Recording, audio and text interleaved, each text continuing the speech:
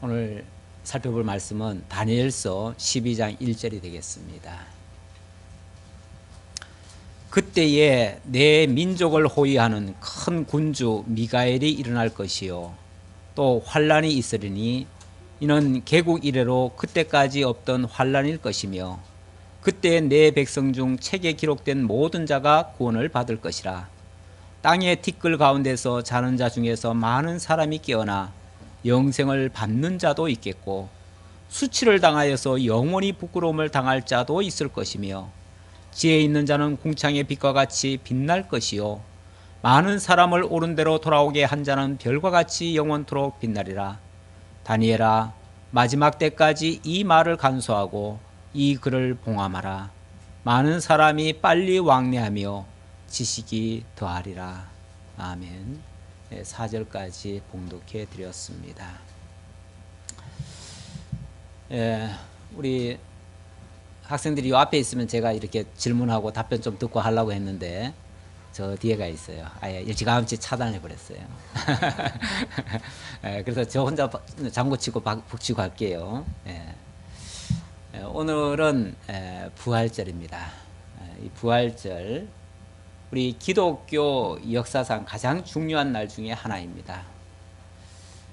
사실 이 예수님의 부활이 없었다면 기독교는 존립 자체, 존재 자체가 없을 것입니다. 부활하지 않은 일은요, 세상에 너무나 많잖아요. 굉장히 훌륭한 일들 많지요. 많은데 부활이 없으면요, 그 모든 것은 죽음으로 다 끝이 납니다. 끝이 나기 때문에 그것은 더 이상의 존재 가치가 없는 거예요. 그리고 이 원래 종교라고 하는 것은 원래 영원한 생명과 연결이 돼 있어야만 존재 이유가 있는 겁니다. 종교의 그 자격을 갖춘 거예요. 그런데 이 세상에 기독교 외에 정말 영원한 생명을 논하는 그런 종교는 다른 데는 없습니다. 다른 종교들은 기껏해야 이 세상에 육신적으로 현세에서 어떻게 복을 받고 어떻게 행복하고 어떻게 깨끗하고 어떻게 착하게 살까 뭐 그 정도지요. 물론 그것도 물론 내세라는 걸 얘기하지만 너무 막연하고 구체적이지 않고 확실한 증거도 없고 그런 거죠. 이유는 그 교회, 그 교를 창시하신 분이 영생의 존재가 아니기 때문에 그렇습니다. 우리와 똑같은 육신을 입고 그냥 살다가 가버린, 물론 우리보다는 좀 더 훌륭한 일을 했겠지만 그래도 근본적인 자기 생명 하나도 구원하지 못한 그런 존재이기 때문에 그런 사람들이 만들어 놓은 그런 종교는 사실은 종교로서의 가치가 없는 거죠. 그런데 우리 기독교는 유일하게 부활이라고 하는 이러한 역사적 사건이 일어난 그러한 종교입니다. 물론 이 부활이라고 하는 것은 갑자기 어느 날 우연히 부활이 일어난 게 아니고요. 그 부활이 있기 전에 수많은 하나님의 약속들이 있었고요. 그 약속들이 이루어지는 그 직전에는 엄청난 십자가라고 하는 고통의 과정도 있었습니다. 다시 말하면은 십자가의 어떤 그 고난의 길을 통해서 부활이라고 하는 열매가 맺혀진 거죠. 이러한 과정이 너무나 분명하게 증거되고 있는 확실한 증거물들이 이 성경에는 너무나 많이 기록이 되어 있습니다.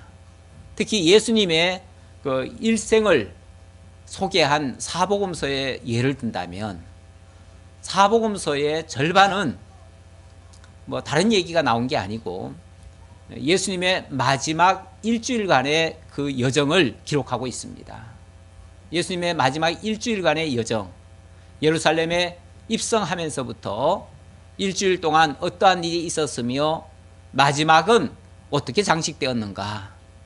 거기에 핵심은 고난을 받으시고 그리고 결정적으로 부활을 하셨다는 겁니다. 그래서 십자가와 고난이 십자가와 부활이 바로 예수님의 전 일생이라고 해도 과언이 아닙니다. 물론 다른 내용도 있지만 그런 것들은 다 부차적인 것들이고 성경은 거의 다 거기에 대한 거기에 대한 내용을 소개하고 있다. 그래서 제가 주보에다가 간략하게 주일부터 또 그 다음 주일까지, 사실은 정확하게 말하면 8일이죠. 8일간에 어떠한 일이 있었는가, 이것이 사복음서 절반에 해당되는 그러한 분량으로 기록되어 있다는 것을 말씀드리면서 그 내용은 구체적으로는 여러분들이 다시 한번 새겨보시기 바랍니다. 그래 놓고 오늘은 제가 다니엘서라고 하는 어떻게 보면 이 부활과는 조금 거리가 있어 보이는 듯한 이러한 내용을 오늘 살펴보려고 준비를 했습니다. 제가 어린이들한테 묻고 싶은데 혹시 예수님과 같은 나이에 세계를 제패한 왕을 아시나요?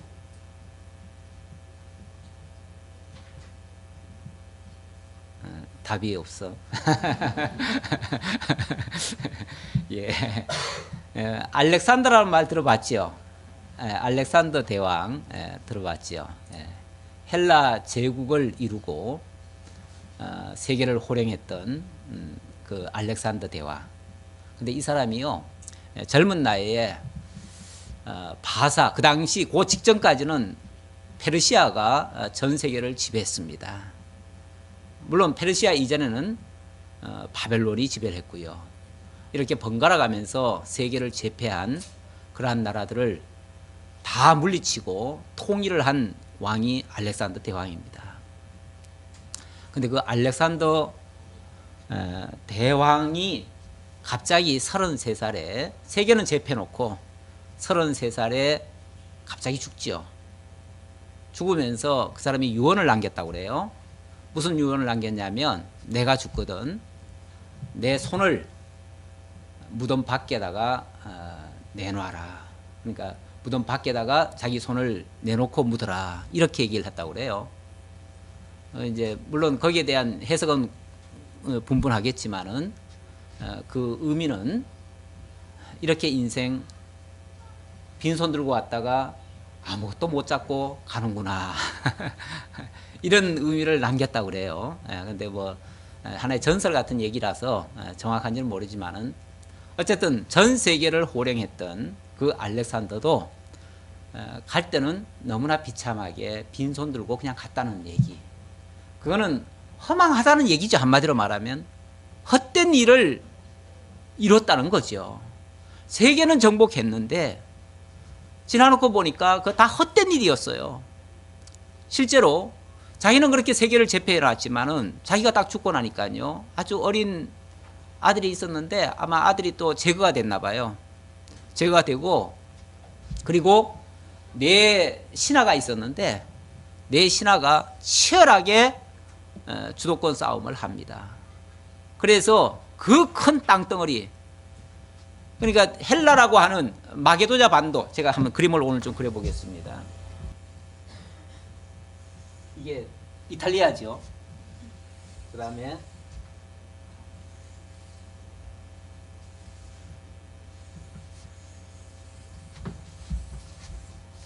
잘은 못 그리지만은 그냥 대충 이렇게 이해하시기 바랍니다. 이게 이제 지중해 연안에, 지중해를 둘러싸고 요 주변의 나라입니다. 그 당시는 여기가 세계라고 생각했어요. 세계라고 생각했는데 이쪽이 이제 중국이 있고요. 여기 바벨론, 여기 지금 시리아 바벨론, 바사 제국, 바벨론 제국, 그리고 이 아래 인도 이렇게 있고, 여기가 이제 이스라엘입니다. 여기가 이스라엘, 이게 이스라엘 땅입니다. 여기 애굽이고, 이 헬라라고 하는 데가 바로 여기입니다. 여기가 마게도냐 반도예요. 마게도냐 반도고, 여기가 로마고, 이 이탈리아고, 여기가 이제 소아시아, 지금으로 말하면 터키입니다. 여기가 고린도 지역이고요. 자, 이렇게 돼 있는데 이 알렉산더는 이 마게도냐의 사람이에요. 마게도냐 사람인데 그 당시 세계를 지배했던 나라는 이 바사 제국이었습니다. 바사 제국의 그 마지막 왕이라고 해야 될까요? 우리 성경에는 아하수에로라고 그러는데 원래 그 역사책에는 크세르크세스라고 그럽니다. 이 크세르크세스가 그 당시 세계를 얼마나 많이 정복을 했는지 뭐 모든 나라가 다 자기 신화 국가들이었어요. 그런데 요 이제 조그마한 여기가 원래 이제 스파르타 지역이에요. 스파르타 그 당시에는 스파르타 지역인데 이 스파르타가 쉽게 말하면 좀 말을 안 들어요. 말을 안 듣고 뭘 좀 요구를 해도 말을 안 들으니까 대군을 이끌고 와가지고 이 조그만 나라를 갖다가 쳐버립니다. 치는데 그 영화 300이라고 하는 그 영화에 보면은 이 장면이 나오는데 그 조그만 나라지만은 그 300명밖에 안 되는 그 군사를 가지고 그 대군을 상대로 해가지고 싸우는데 물론 뭐 그 당시는 스파르타가 지죠. 지기는 지지만은 거기서 국력을 다 소진을 해버립니다. 그러다 보니까 이제 약해져 버리죠. 약해진 그 틈에 이 마게도냐의 이제 알렉산더가 결국은 이 바사를 무너뜨려 버립니다. 그리고 나서 세계를 정복하게 되어져요. 그것도 젊은 나이에 그렇게 하지요. 그렇게 되어졌는데 아까 말씀드렸듯이 알렉산더는 세계는 제패놓고 얼마 못 가서 그냥 죽어버립니다. 죽어버리고 나니까 그 네 신하들이 치고받고 싸우는 거예요. 치고받고 싸우다가 결국은 어떻게 했냐면은 그냥 나라를 네 조각 내자. 쉽게 말하면 그렇게 해가지고 이 마게도냐 반도는 여기는 카산드라고 하는 군인이 쉽게 말하면 거기 이제 나누고 거기를 이제 지배하고 소아시아 지역은 리시마쿠스라고 하는 사람이 지배를 하고 그 다음에 이 애굽 지역은 프톨레미 그리고 저 북쪽 동북쪽 이쪽은 여기는 셀루쿠스 여기는 프톨레미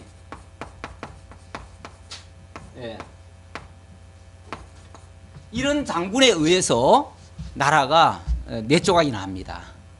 여기에 대한 예언의 말씀이 참 희한하게도 다니엘서에 다 예언이 되어 있어요. 다니엘서 10장부터 12장 사이에 특히 11장에 보면 자세하게 여기에 대한 내용이 나옵니다. 한 왕이 세계를 정복하고 갑자기 그것이 사분열되어지고 그러다가 남북으로 나뉘어서 남방왕, 북방왕이 계속 치열하게 싸울 거다. 그 와중에 북방왕에 의해서 유대가 짓밟히게 될 것이고 성전에 아주 가증한 것들이 세워질 것이고 그럴 때에 한 지혜자가 나타나서 쉽게 말하면은 이 모든 것을 회복하게 될 것이다. 이런 예언의 말씀. 그게 이제 다니엘서에 나오는 주된 내용이에요. 근데 기가 막히게 이 역사는 그렇게 이루어집니다. 다니엘서가 언제 기록된 겁니까? 이 다니엘은요, 주전 700년경에, 주전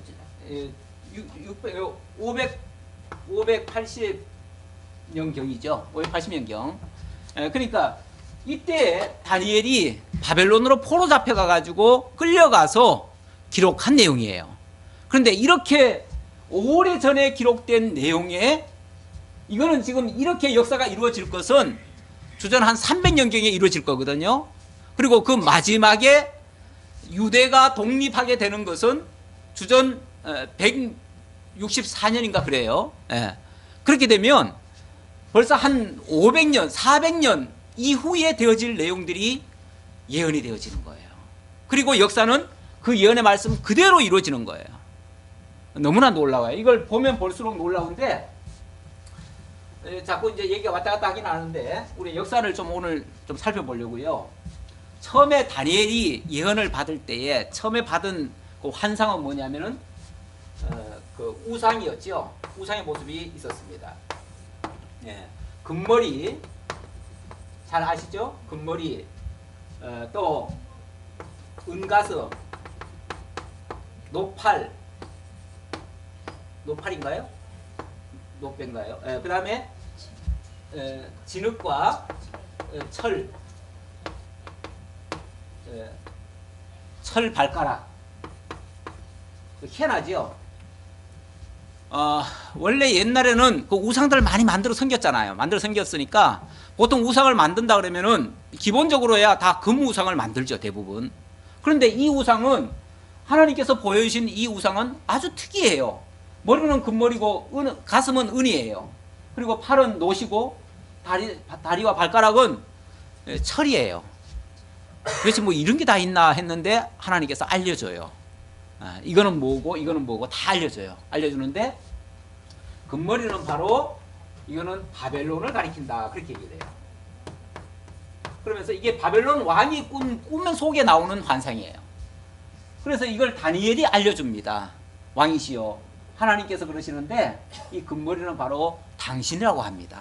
이 바벨론이 이제 세계를 제패할 것을 가리킨 말씀이었습니다 라고 하고, 그 다음에 은가슴은 금보다는 못하지만은 그러나 이제 당신보다는 조금 못한 왕이 나와가지고 다스릴 것입니다. 그게 바로 바사라는 거죠. 메데 바사라고 그랬는데 이 바사가 이게 바로 지금으로 말하면 페르시아하고 이란입니다. 우리말로는 페르시아, 이란, 이 나라에. 이 바벨론은 지금으로 말하면 이라크고요. 예, 그리고 그 다음에 또 노팔은 이것은 이제 헬라를 얘기한다고 그래요. 헬라. 그 다음에 이 발가락에 대해서는 이거는 어느 나라라고 얘기는 안 했는데 역사가들이 해석하기를 이거는 이제 로마다 이렇게 이제 해석을 하죠. 그런데 이렇게 예언이 되어졌는데 정확하게 이렇게 요 차례대로 역사가 진행이 되어지는 겁니다. 진행이 되어지고 지금 오늘 이 말씀드릴 내용은 바로 요 헬라에 해당되는 요 내용이 되겠습니다. 물론 요 바사와 헬라 이렇게 정권이 교체되어지고 제국이 교체되어지고 그때에 하나님께서 약속하신 내용과 그 약속이 어떻게 역사 속에서 실제로 이루어지는가, 또 그것이 그리스도와 무슨 관계가 있는가, 이것을 제가 설명드리고 싶은 겁니다. 자, 이제 본문을 보도록 하겠습니다. 그때에 내 민족을 호위하는 큰 군주 미가엘이 일어날 것이요 또 환란이 있으리니, 예, 그때에라고 합니다. 그때에. 이 예언의 말씀을 한 때로부터는 한참 후인데 그때에 자세한 내막은 모르겠지만 자고는 엄청난 큰 환란이 있을 것이다, 이런 얘기를 해요. 그 내용이 이제 11장에 보면은 무슨 환란인지 소개가 되어져 있는데 11장에 보면은 그게 바로 헬라에서 한 아주 교활하고 악랄한 그런 왕이 등장해가지고 너희를 엄청난 환란을 줄 것이다, 너에게. 그 내용입니다. 그 내용이고요. 그래서 이거는 이제 역사적으로 보면은 안티오쿠스 에피파네스라고 하는 이 헬라 제국이 이제 4분열이 됐다고 그랬죠. 4분열이 됐는데 나중에는 이것이 또 둘로 재편이 되어집니다. 둘로 재편이 되어지는 게 프톨레미 왕가하고 이 세르큐스 왕가. 그러니까 이거를 남쪽이고 북쪽이니까 이걸 성경은 남방왕, 북방왕 이렇게 얘기를 합니다. 사실은 다 헬라 안에 있어요. 헬라 안에 있는데 나중에 이것이 이제 남쪽왕, 북방왕 이렇게 나눠 놓고 여기는 이제 애굽이라고 하는, 이집트라고 하는 이름으로 이제 쓰고 이쪽은 시리아라고 하는 이름으로 쓰지요. 현세 역사에서는 그렇게 쓰는데 실제로는 다 이게 헬라 제국 안에 있던 나라들이었다, 그 말이에요. 물론 나중에는 다 이제 분열이 됐지만은 그러면서 그때 내 민족을 호위하는 큰 군주 미가엘이 일어날 것이요. 이 셀루쿠스 왕가에서 7번째 왕인데요. 7번째 왕이 안티오쿠스 에피파네스라고 합니다. 안티오쿠스 에피파네스. 이 사람이 무슨 일을 벌였냐면은 이 남쪽 왕하고 몇 번의 전쟁을 하면서 한 번은 이기고 한 번은 지고 막 이래요. 그러다가 이 큰 나라 북방왕과 남방왕 사이에 누가 있습니까? 요 유다가 있어요. 이 두 거대한 나라의 한 중간에 지금 유다가 끼어 있어요. 유다가 끼어 있다 보니까 여기 이제 전쟁하면은 여기가 길목이에요. 길목이라서 맨날 여기가 이쪽에서 때려도 여기서 맞고 이쪽에서 때려도 여기서 맞고 맨날 피해는 여기서 입는데 아마 뭐가 마음에 안 들었겠죠. 예. 그러니까 이 안티오코스 에피파네스가 전쟁에 갔다가 실패하고 돌아오면서 여기다가 복수를 합니다. 하프를 해요. 예.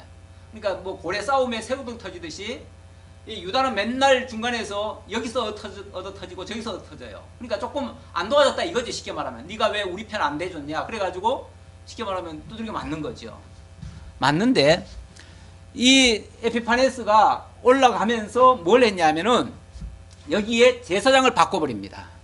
자기 말을 유다는 그 당시에 원래는 이제 바사 제국의 신하국이었고요.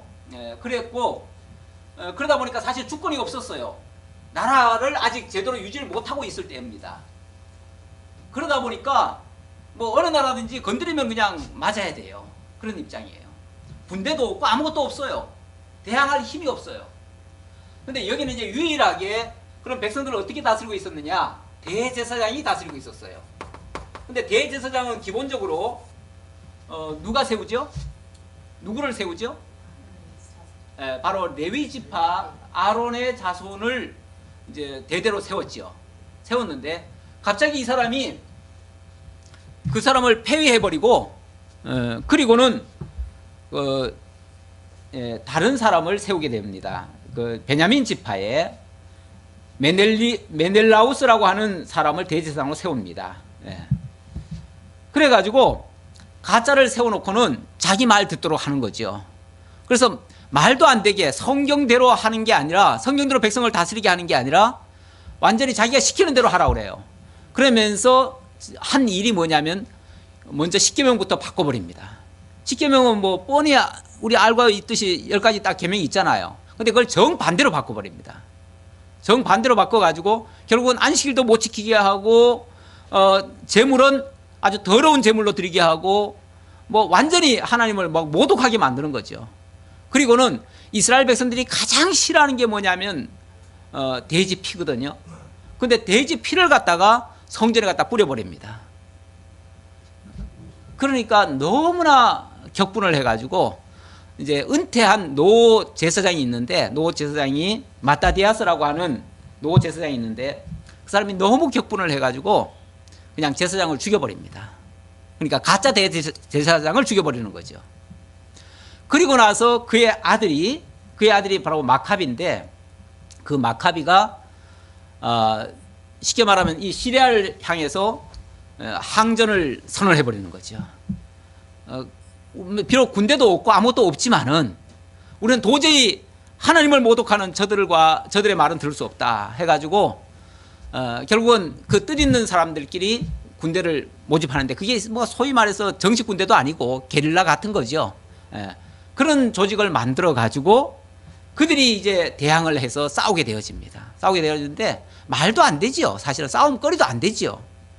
안 되는데 하나님께서 그들로 하여금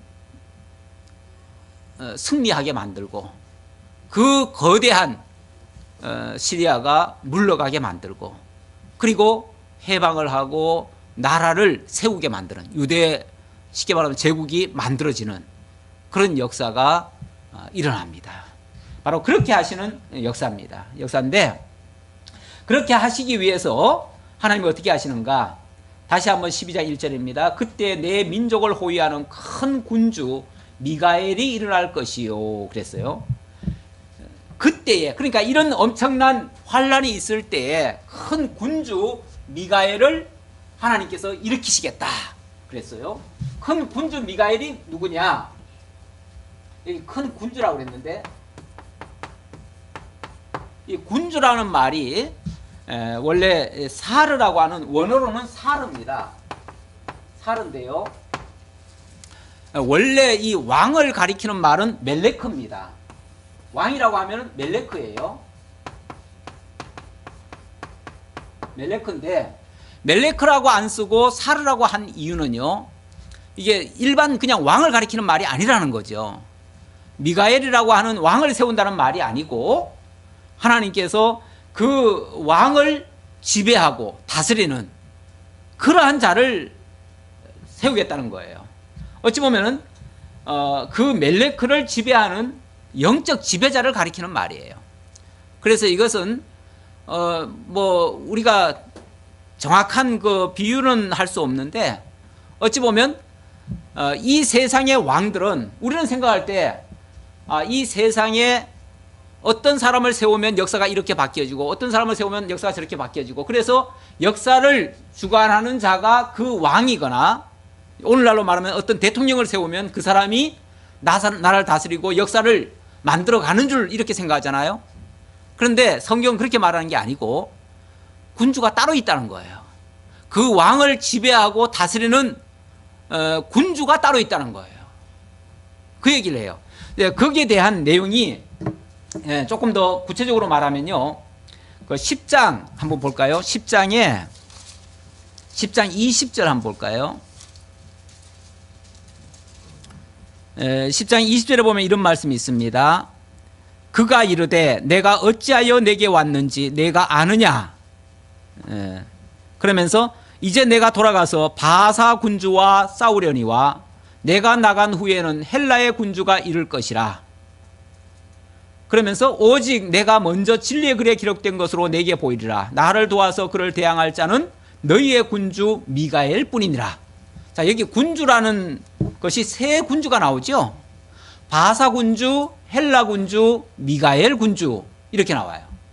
그 중에 미가엘 군주는 큰 군주라 그랬어요. 그러면 어떻게 이해가 되어집니까? 역사가들은 쉽게 말하면 바사 시대는 바사의 예를 들면 바사의 초대 왕이 누구죠? 고레스죠. 그러니까 고레스가 세워져 가지고 그가 강력한 힘을 가지고 온 세계를 정복하고, 그리고 또 자비를 베풀어서 이스라엘 백성들을 해방시켜주고 이렇게 했구나라고 생각하지만 사실은 그게 아니고 그 바사의 군주가 그렇게 하겠다 그 말이에요. 그렇다는 얘기고, 또 바사의 군주가 물러가니까 그 다음에 무슨 군주가 왔다고요? 헬라 군주가 왔대요. 헬라 군주가 왔는데 역사가들은 당연히 헬라를 세운 사람은 알렉산더다 이렇게 얘기를 하는데, 지금 성경은 뭐라고 그러냐면은 바사의 군주가 지나간 다음에 헬라 군주가 왔다. 그리고 그 헬라 군주가 너희를 이렇게 괴롭힌다. 지금 이 얘기를 하는 거거든요. 그러니까 엄밀하게 말하면은 그 헬라를 제국으로 만든 자는 알렉산더가 아니라, 표면적으로는 알렉산더가 맞죠. 그러나 그 이면에 헬라의 군주가 있어서 그 알렉산더를 지배하고 다스리고, 어떤 면에서 그 알렉산더는 그 군주의 꼭두각시가 됐던 거죠. 그 꼭두각시에 의해서 세계 역사가 펼쳐졌다 그 말이에요. 결국은 그들 위에 그들을 지배하고 있는 영적 지배자가 따로 있다 그 말이에요. 그러니까 세상 어느 나라도 사실은 어떤 사람이 역사를 만들어가는 게 아니라 그 역사 이면에 그들을 지배하는 영적 지배자가 있다는 거예요. 근데 그 영적 지배자가 선한 지배자일 수도 있고 또 악한 지배자일 수도 있어요. 어떻게 인간이 돼가지고 저럴 수가 있나 싶을 정도의 인간도 있죠. 군주가 아니라 왕이나 그런 사람들도 있지요. 가끔씩. 예를 들어서 북한의 김정은이 보세요. 어떻게 저런 사람이 나라의 지도자가 돼가지고 온 백성들을 저렇게 도탄에 빠뜨릴 수가 있는가, 이렇게 생각하잖아요. 가만히 보면은 그 사람도 제정신이 아니에요. 자기가 그 마음으로 하는 게 아니고 자기도 어딘가에 지금 끌려가지고 지금 시키는 대로 하는 것 같아요. 한마디로 말해서 꼭두각시예요. 성경적으로 보니까 그렇다 그 말이에요. 성경적으로 보니까 결국 그도 자기의 어떤 군주에 의해서 지배를 받아서 거기에 조종을 받아 꼭두각시 노릇하고 있었다. 그 얘기죠. 사실 뭐 우리나라라고 예외겠어요? 어느 나라든지 마찬가지라는 거죠. 가만히 보면 그가 제정신을 안 차리고 있는 거는 그런 군주에 의해서 그런 역사가 펼쳐지고 있는 것이다 라는 뜻입니다. 예, 어떻게 소론이 길다 보니까 본론이 못 들어가네요. 자, 그 다음. 그런데 이 헬라 군주가 지나와가지고 그들을 엄청나게 유다를 이제 괴롭히게 될 것인데 그때 누가 너희를 호위할 거라고요? 큰 군주 미가엘이 와서 바로 너희를 도와줄 것이다. 그래서 너희로 하여금 이 헬라 군주를 물리치고 결국은 너희를 회복시켜 줄 것이다. 그 얘기예요. 그러면서 그들에 의해서, 그러니까 그 큰 군주 미가엘에 의해서, 그러니까 큰 군주 미가엘이란 말은 여기 큰이라고 하는 말을 더 붙였어요. 다른 거는 그냥 군주라고 했고 여기는 큰 군주라고 했는데 군주 중에 군주라는 얘기죠. 그 군주들을 다 지배하고 다스리는 더 큰 군주라는 얘기죠. 어찌 보면 이게 만약에 군이라는 말은 원래 임금군자거든요. 왕이라는 뜻이에요. 그런데 군주가 붙으니까 그 군을 다스리는 자다, 주재하는 자다 그 말이에요. 그러니까 그 군주 중에도 더 큰 군주가 있으니까 이 군주야말로 진짜 왕 중의 왕이고 만왕의 왕인 거죠. 모든 군주들을 다 지배하고 통솔하는 그런 군주까지 지배하는 그런 자지요. 그런 자가 바로 미가엘이라는 겁니다. 이 미가엘이고 이 미가엘이 결국은 온 세계를 좌우를 해서 한때는 어느 나라가 세계를 지배하게 만들고 또 한때는 어느 나라가 또 지배하게 만들고 그래서 영구한 나라가 없게 만들고 그러니까 이 영구한 나라가 없게 한다는 거는요 조금만 자고하는 모습이 보이면요 바로 무너뜨립니다. 그러니까 아까 안티오코스 에피파네스가 지금 유다에다가 말도 안 되는 이런 못된 짓거리를 하는데 그러면서 나중에 뭐라고 그러냐면요 자기 이름으로 자기 형상이 새겨진 동전을 만듭니다. 화폐를 만드는데 그 화폐에다가 뭐라고 써놓냐면은 데오스라고 씁니다. 데오스라는 말이요. 데오스라는 말이 이게 하나님이란 말이에요. 내가 곧 신이다. 내가 살아있는 현인 신이다. 이렇게 주장한 거예요. 사실 이 정도 나오면요, 요거 망할 징조입니다. 요게 이제 망할 징표예요. 그러니까 하나님을 참칭하면은 이거 얼마 안 가서 망하겠구나라는 걸 알 수가 있어요. 근데 꼭 그렇게 하는 자일수록 마지막 발악처럼 엄청나게 하나님을 대적하는 행위를 합니다. 그러다 보니 그 환경에 처해지는 하나님의 언약 자손들은 환난을 당할 수밖에 없는 거죠. 그 환난이 개국 이래로 없던 환난이다. 그렇게 얘기를 합니다. 거기에 그들을 상대로 해서 그 거대한 세계를 제패한 그런 나라를 상대로 해서 싸우려니 얼마나 큰 환난이 있겠습니까? 그런데 쉽게 말하면 걱정하지 말라 그 얘기예요. 왜? 반드시 큰 군주 미가엘이 너희와 함께해서 그 헬라 군주를 내쫓을 것이다. 그렇게 되어지면 너희가 해방될 것이다. 너희들이 빛을 보게 될 것이다. 그 얘기입니다. 그런 뜻으로 이해를 하시고요. 바로 11장은 거기에 대한 남북 전쟁하는 내용이고요. 그 다음 이제 12장 내용인데 그렇게 엄청난 환란이 있어서 이는 개국 이래로 그때까지 없던 환란일 것이며 그때 내 백성 중에 책에 기록된 모든 자가 구원을 받을 것이라. 그러나 그 환란 가운데서도 책에 기록된 모든 자는 뭐한다? 구원을 받을 것이다. 그 책이 무슨 책이겠어요?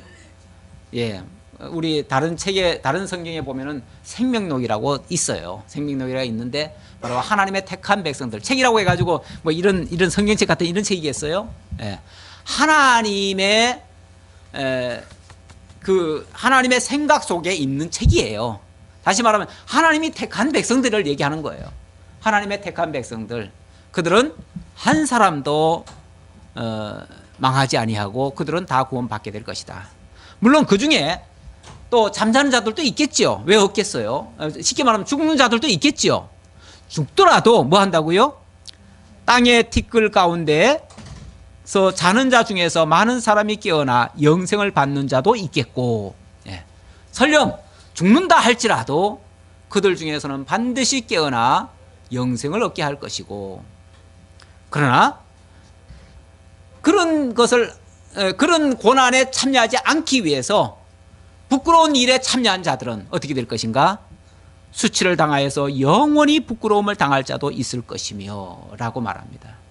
그러니까 그때 확연하게 갈라지는 거죠. 하나님의 심판의 역사 속에서 영생을 얻을 자와 영벌을 당할 자, 이렇게 분명히 나뉘어질 것이다. 그러면서 지혜 있는 자는 궁창의 빛과 같이 빛날 것이요. 물론 여기 표면적으로 지혜 있는 자는 그 당시에 이 마카비라고 하는 사람이 그들을 대항해서 하나님의 이름으로, 그 마카비가 쉽게 말하면 전쟁에 나가면서 한 말들이 많이 있습니다. 그 말들이 있는데 우리에게는 오직 하나님만 있다는 거예요. 그러면서 하나님의 이름으로 나아가는 겁니다. 그렇게 해서 그들이 나아가서 마침내 주전 164년 12월 25일에 헬라군을 격퇴하고 그 독립을 쟁취하게 되어집니다. 그때 한 일이, 제일 먼저 한 일이 성전을 수리하고 제사를 드리면서 하나님을 다시 경외하게 됐는데, 그날을 가리켜서 성경에는 수전절이라고 합니다. 수전절이라고 하고, 그 당시에 그 히브리어로는 하누카라고 합니다. 그게 무슨 날이냐면은 바로 빛들의 날이다, 이렇게 얘기를 해요. 빛의 날이다. 우리말로 하면은 그게 광복절이에요. 광복절. 우리 광복이란 말이 뭐예요? 다시 빛을 보았다, 그런 뜻이잖아요. 그러니까 이스라엘의 광복절, 그런 의미가 되는데, 그런 것을 하나님께서 그런 어떤 계획을 가지고 계신 거예요. 그 계획을 우리 4절에 보니까 뭐라고 되어 있습니까? 다니엘아, 마지막 때까지 이 말을 간수하고 이 글을 봉함하라. 많은 사람이 빨리 왕래하며 지식이 더하리라. 이거는 사실 주전 벌써 한 500년경에 기록을 했고, 주전 164년에 이것이 이루어지니까 얼마나 많은 세월 후에 이루어질 얘기입니까? 그러니까 그때까지는 이게 무슨 의미인지를 몰라요, 사람들이.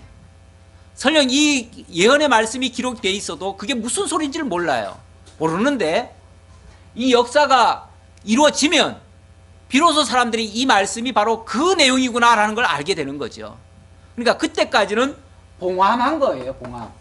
봉함한 건데, 그 봉함한 것이 이제 때가 되면 반드시 그대로 이루어진다는 겁니다.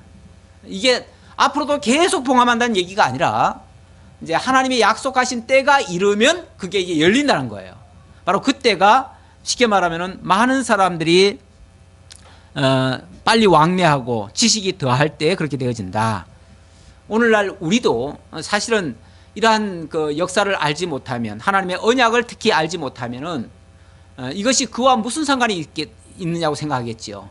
그래서 우리도 깨닫지 못할 일인데 사실은 깨닫게 되었습니다. 깨닫게 되었고, 결국은 그리스도의 십자가와 부활을 통해서, 이거는 이제 육적인 언약 성취고요. 그것이 영적으로는 결국은 그리스도의 부활과 십자가와 부활을 통해서 이 땅에서 잠자는 자들, 이 땅에서 죽어가던 그런 자들, 그런 자들이 그리스도의 그 희생을 통해서 그렇게 하신 자가 바로 지혜자죠. 이 지혜라는 말은 하나님의 뜻을 바로 알고 그 뜻대로 행하는 자가 바로 지혜자입니다. 그 지혜를 우리들에게 알려주어서 우리로 하여금 그 예수를 믿고 그 하나님을 통해서 구원에 이르도록 하신 역사. 그래서 많은 사람들을 옳은 대로 돌아오게 하는 한 자, 그가 바로 지혜자인데, 그는 별과 같이 영원토록 빛나리라 그랬습니다. 바로 예수 그리스도의 그 역사가 영원토록 빛나게 될 것이라고 하는 그러한 약속의 말씀이 되겠습니다. 예, 오늘 좀 범위가 커가지고 제가 그냥 이 정도로 말씀을 드리겠습니다. 우리 오늘 부활절인데 바로 주님께서 이런 엄청난 환난, 물론 우리가 개인적으로 무슨 환난을 받았나 싶기는 하지만 우리는 근본적으로 죄 아래 죽었고요. 완전히 생명을 잃었던 자들이에요. 그보다 더 큰 환란이 어디 있어요. 우리는 개별적으로 다 죽은 자들이에요. 죽은 자들을 그리스도의 한 희생을 통해서 우리가 새 생명을 얻고 영원한 하나님의 나라를 유업으로 받게 됐습니다. 이거야말로 우리가 새 생명을 얻은 것이고 이것이 부활에 참여한 일입니다. 이렇게 하신 그 그리스도가 영원토록 빛나고 우리는 그 안에서 함께 영광에 참여하게 된다는 것을 기억하시기 바랍니다. 기도하겠습니다. 아버지 하나님 감사합니다. 오늘 다니엘서에 예언된 하나님의 말씀을 통해서 그리스도의 부활의 의미를 살펴보았습니다. 그리스도께서 우리를 위하여 희생하신 그 한 희생이 수많은 하나님의 택한 백성들을 한 사람도 빠짐없이 다 구원에 참여하게 만들고 그 이름이 영원토록 빛나게 하심을 다시 한번 감사드립니다. 이 부활에 참여한 모든 성도들이 오늘 또 이제 이어서 성찬에도 같이 참여하고자 합니다. 하나님께서 이 시간을 우리가 기억하고 부활의 의미를 가슴속 깊이 새겨서 항상 부활에 참여하는 자가 고난에도 기꺼이 참여할 수 있는 그러한 성도들 다 되도록 함께 해 주옵소서. 예수님의 이름으로 기도하옵나이다. 아멘.